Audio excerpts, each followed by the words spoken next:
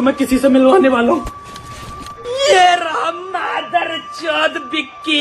में आज महाशिवरात्रि रे हर हर महादेव, हर हर महादेव, नमः पार्वती फतेह। हर हर महादेव।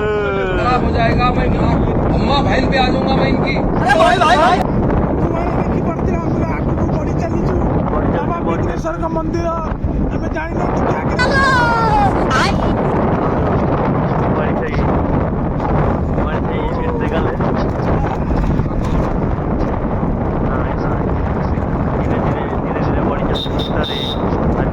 विघ्नेश्वर का दर्शन करिए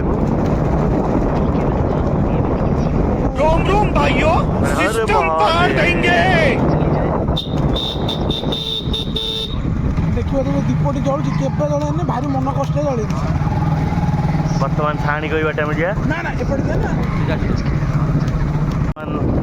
वीआईपी एरिया को एंट्री गला एंट्री बस बस बस ए जस्ट आगुर आरंभ ए गुड आरंभ होला वीआईपी एरिया हाँ महाजन से एंट्री